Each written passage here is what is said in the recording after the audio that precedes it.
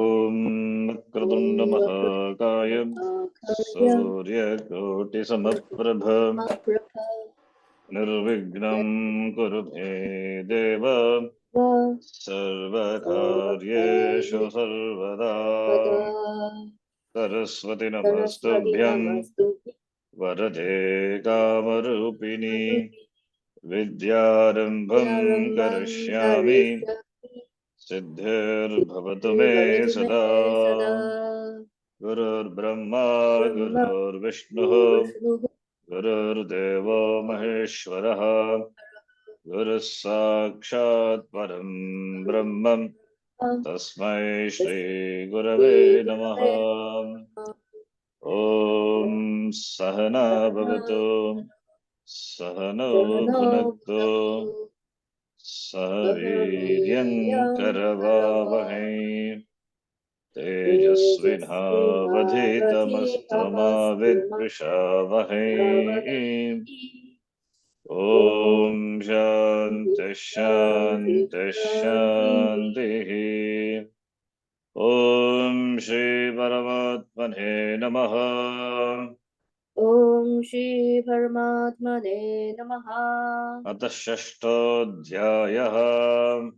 अथ षष्ठोऽध्यायः। श्रीभगवानुवाच। श्रीभगवानुवाच। श्लोक नंबर 5। उद्धरेदात्मनात्मानम् आत्मानं न अवसादयेत्। उद्धरेदात्मनात्मानं नात्मानमवसादयेत्। उद्धरेदात्मनात्मानं नात्मानमवसादयेत्। आत्मैव ह्यात्मनो बन्धुरात्मैव रिपुरात्मनः। आत्मैव ह्यात्मनो बन्धुः आत्मैव रिपुरात्मनः। We have seen this shloka. Atmana atmanam uddharet. So one has to uddharanam, lift. Atmana atmana, oneself, this atmana by oneself, atmanam, this mind, sharira mana sangata we can take.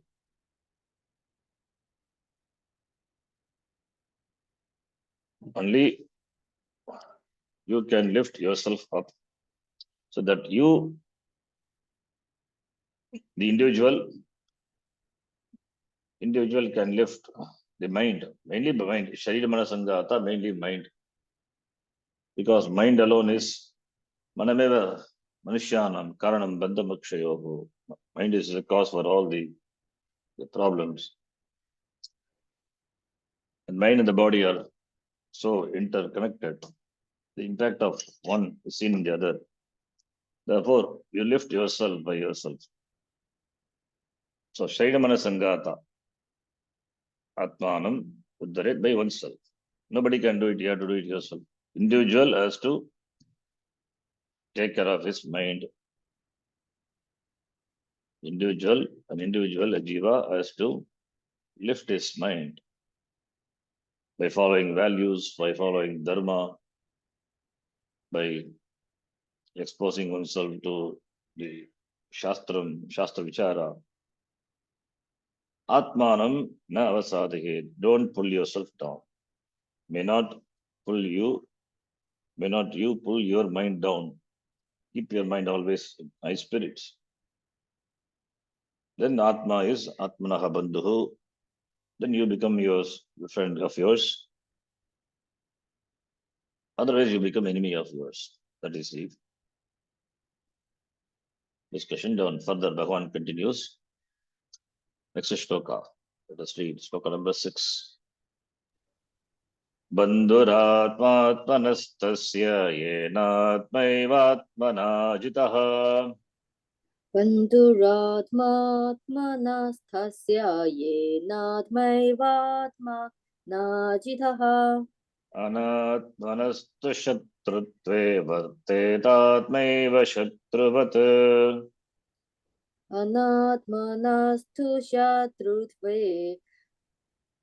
वर्धेधात्मैव शत्रुवत्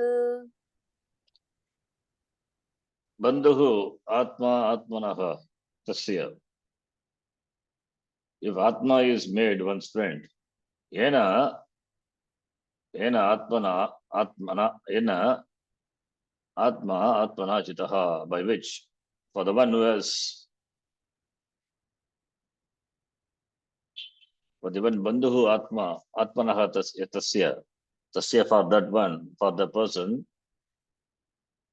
for whom the Atma is Bandhu, the friend, that person, he can master himself by himself, or the one who has mastered Atmana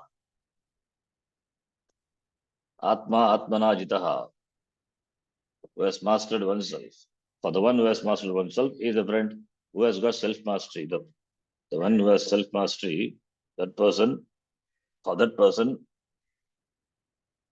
is a friend of himself. Atma Atmanah Bandhu. Whereas for the one, Anatmanastu Shatrutya, whereas the one who has not mastered himself, not mastered the mind doesn't obey. Then it will be like the Shatrutve Varteta or Shatruvat, as said in the previous shloka, for the one who doesn't have mastery over oneself, that for the person, he himself will remain like an enemy for himself. He is an enemy for himself. Like an enemy, he is an enemy. That for him, he himself enjoys the status of being an enemy, like an enemy. Shatruvat, like an enemy. Shatrutva. Shatrutva means the status of being an enemy. So one enjoys the status of being an enemy, like an enemy. That is oneself is an enemy if one has not mastered oneself.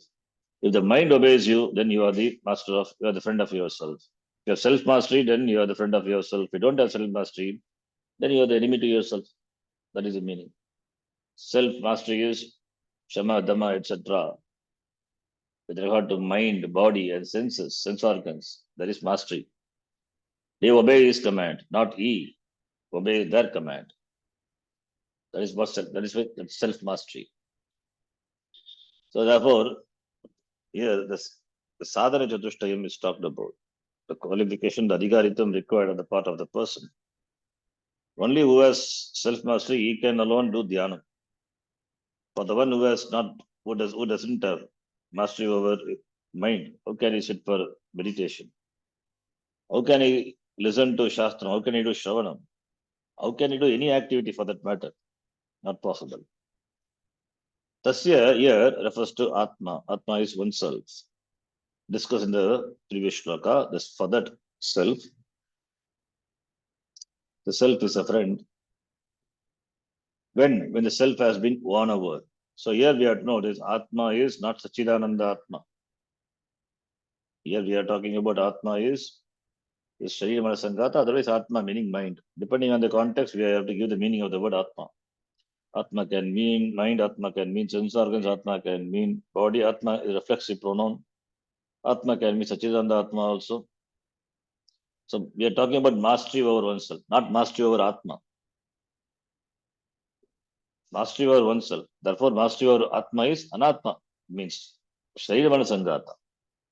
So therefore, Tasya here refers to Atma, oneself, which is discussed in the previous shloka. Atma, what Atma? That is the Sharira Mana Sangata, mainly the mind. For that self is a friend.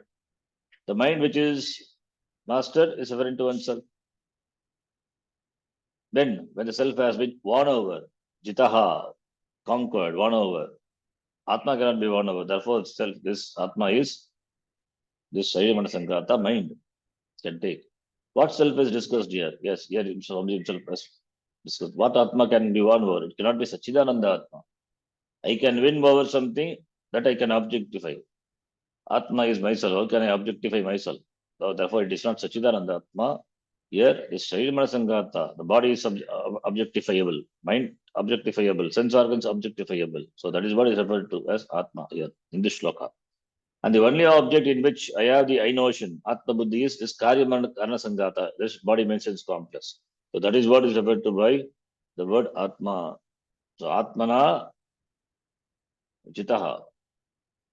So Bandhuhu Atmana Jitaha. Yena Atma Atmanaha Tasya Yena Atma Eva Atmana Jitaha.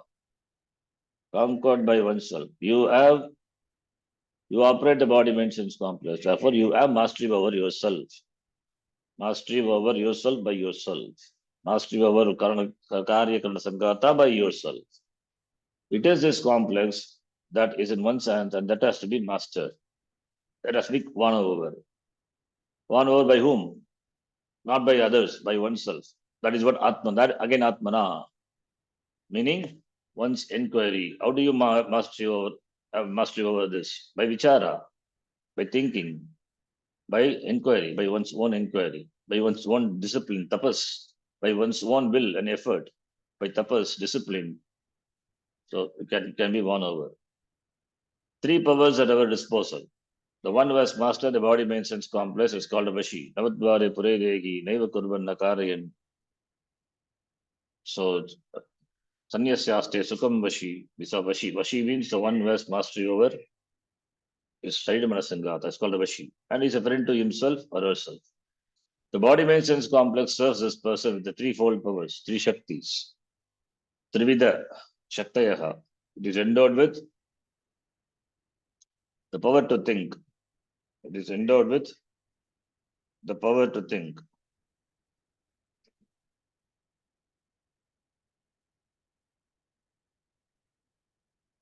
It is endowed with the power to think, to explore, to know, to remember.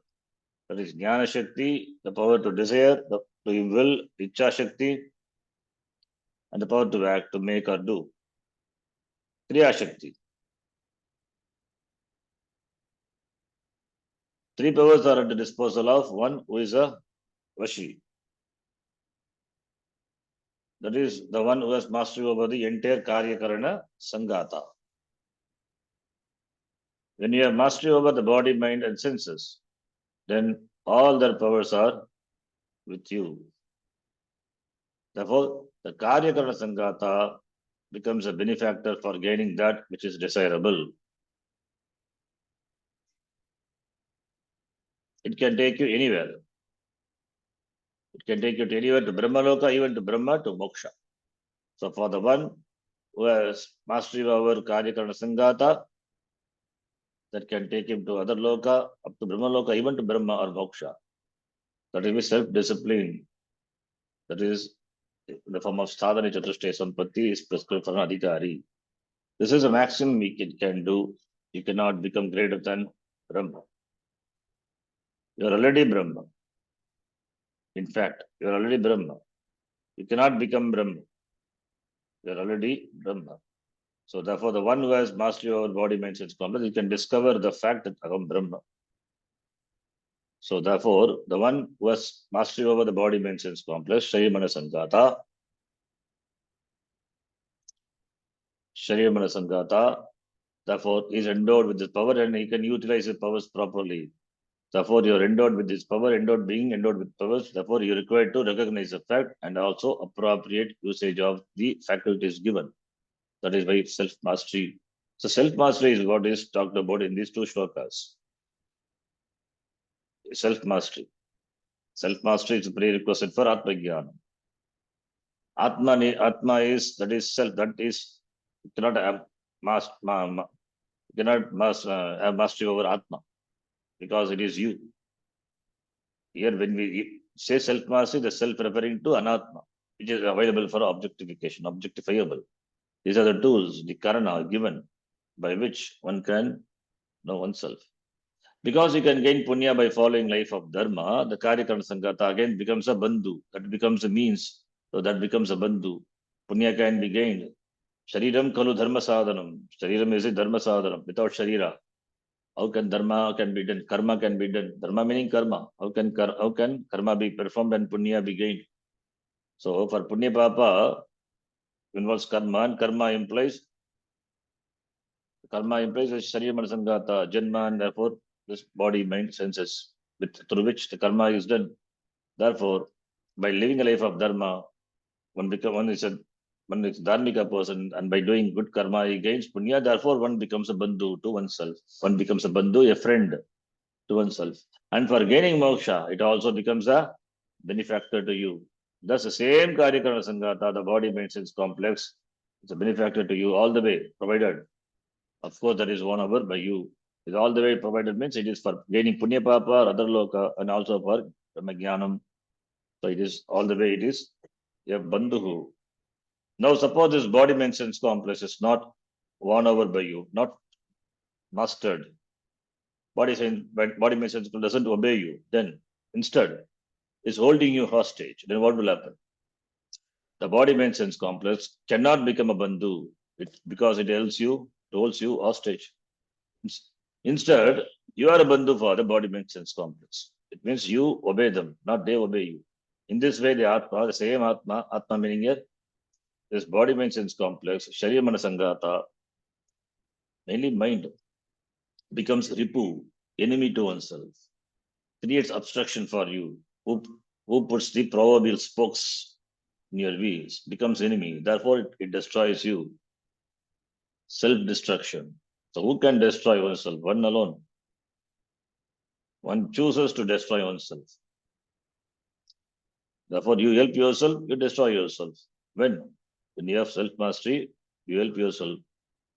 When you don't have self-mastery, when the self is mastered, when you are mastered by this Sharira Sangata, then they become your enemy. They operate you. So, depending on where the control lies, depending on where the control lies, then you become, the Sharira Sangata becomes a Ripu or Bandhu. That is determined. The person who doesn't have Atma, oneself, in his own or in his or her own hands, is called Anatma in this shloka. So here, Anatmanastu Shatrutve, the second line.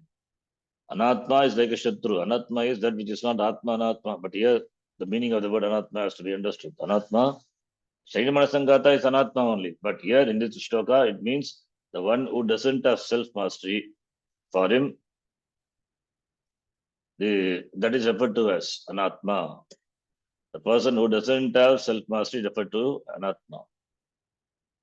This is for whom the Karyamana Sangata remains as an enemy alone, meaning the self plays the roles of an enemy. It doesn't obey him, he obeys them. In that sense, it is an enemy. So Anatma, Shatrutvam, like a Shatru, Shatrutvam, gain the status of being a Shatru, remains as an enemy, like a real enemy, external enemy. It will be the enemy. Bhagavan makes it very clear there is no enemy other than oneself. Generally, enemy, when we say enemy, is that which is outside, opponents. But here, you yourself become your enemy. That's why Shatruvat, like an external enemy, this Anatma, that is a body mind sense complex, which is not won over, that becomes an enemy for the person. That is the meaning. Generally, we point a finger at someone other than themselves and we declare that person as an enemy. That's what enemy we use. This is done by everyone to some degree or other. But if no one is locally available, then Satan or some other planet will be accused. So everyone feels persecuted by someone or something. Always there is someone imagined fear in people. There's some imagined fear in people, and that makes them point at someone as an enemy. By doing this, of course, you are giving the other person a handle with which he or she can disturb you. No one can disturb you unless you allow them to. So others become an enemy or disturb you only when you allow them to. When you become an enemy, then only you get other enemies. Even the external enemies are also because of you create enemy for yourself. You become an enemy for yourself. First, you create enmity for yourself by yourself. Then there are external enemies. That's why unless you allow them to, nobody can disturb. Nevertheless, people do have this persecution problem to some extent, and they suffer from it. The self guilt and other problem, self hurt, guilt. In fact, whenever you point out an enemy with your index finger, they say, The accusing finger. There are three other remaining fingers that point back to yourself. They say. Therefore, the three fingers, therefore, they stand for the body, mind, sense complex. Physical body, mind, and senses. Karya, Karana, Sangata. That is oneself. The only enemy there is. The external enemy is because of these three have become inimical. Therefore, there is enemy outside. When these three are not inimical, when they are also stretched out, then there is no external enemy. Then there is only external enemy. Then really there is enemy outside. When these three fingers are stretched out, it means when the Srimana Sangata are mastered, then the whole hand points out at the person outside. Then that person is really an enemy. Like the case of Arjuna, Duryodhana is the enemy. Then the person is really an enemy. So that is anyway, that's a different thing. But here he says, three fingers generally they point to oneself, that is Karyakarana Sangata, the only enemy there is. In this way, then Atma occupies a place of an enemy. Just like an enemy, external enemy, it is inimical to you. So you yourself become an enemy. That is the meaning. Shatruvata, the shloka, Shatruvata. Shatruvata is like an external enemy, Bhagya enemy. This becomes Antaripuhu. Antaripuhu. This is Ripu is enemy is inside. Antara Ripuhu. You take your mind with wherever you go. When you analyze your complaints, you find that they are mental, meaning that they are of the mind. You allow yourself to be affected by the world, and then afterwards you call the world bad and renounce it. You want to renounce this world, you have labeled them bad, and go to a world you imagine to be good, which is called fantasy. This is not real renunciation. This tyaga is not out of vichara and vairagya, it is out of frustration. It is also an adhyaropa. You label the world as bad and then therefore renounce it. You go to another, or you create a world which is seem to be, which is good for you. Again, that is another superimposition, another adhyaropa. From one imagination to another imagination. Therefore, it's all the way it is a fantasy. But when you do good to this world, you find it is as bad as the one you left behind. Why? Because you carry your mind, the enemy, with you. You don't leave it behind. So, therefore, the same mind that interpreted the world as bad is not given up. The mind is a cause, but that is not given up. With that same mind, you move to the so-called good world. In this way, then the mind is carried away with you wherever you go. So wherever you go, the mind follows you. Even if you go to heaven, there we will find problems. You will find problems there because the same mind goes with you. It is carried forward and carried over. And having the same mind with you all the time, the same complaining mind, so you always find some reason to complain, whatever the place or the circumstances. Because the mind being there, so therefore it always finds complaint. Never finds fault with itself. The complaining mind complains. A contented mind never complains. The world being what it is complained about by the complaining mind. It is perceived to be the Ishvara, Srishti, Ishvara, Vibhuti, by the mind which doesn't complain, but which is contented and which has objective outlook, which sees the world, Jagat as it is. So therefore, mind is the bandhu, mind is the enemy. This is what Bhagavan means here when he says that one is indeed like an enemy for oneself. So where is the real enemy? The real enemy is inside the head. When you carry such a mind with you, wherever you go, the same mind comes. So that mind that is always interpreting given situation according to its own notions. Even your guru, considered to be a great bandhu, benefactor, cannot help you. Even guru cannot help such a person because this person find even faults with the guru. How can the guru help? So therefore, what can guru do if the person is always thinking, my guru doesn't care about me? I don't think he considers me a good student and so on. One makes such conclusions because of the same mind alone. That is why maname manushyanam karanam bandha mokshayoho. Mind alone is the cause for samsara. Mind alone is the cause for moksha. Mind alone is the cause for comfort. Mind alone is the cause for worry. Mind alone is the cause for pleasure. Mind alone is the cause for pain. It's all in the mind. So therefore, the mind is bandhu or ripu. Depends on how you it depends on the mastery of the mind. Finally speaking, then you are the only bandhu there is. Therefore, who is the real bandhu to yourself is yourself. And who is the real enemy? You are the enemy to yourself. That is why we have the word Jitatma. Next shloka comes Jitatma. Atma is Jitaha, self-mastery. Another beautiful shloka which discusses Jitatmanaha, Prashantasya, Paramatma, Samahitaha. Sadhana Chatushte Sampati is talked about. The next shloka. Jitatmanaha is the mind is won over, that is Shama. Or Atma, we can take Manaha to be. It is the body. Prashanta Chittaha, next one. Chitta is Prashanta, the mind is very calm and quiet. So we'll discuss in next shloka tomorrow. We'll stop here. Om Purnamadah Purnamidam Purnat Purnamudachyate Purnasya Purnamadhaya Purnameva Vashishyate Om Shanti Shanti Shanti Harihi Om Shri Gurubhyo Namaha Harihi Om Dhanyavadaha. These are the shlokas which talks on sadhana chatushtaya sampatti. Some of the values which are in the sadhana chatushtaya.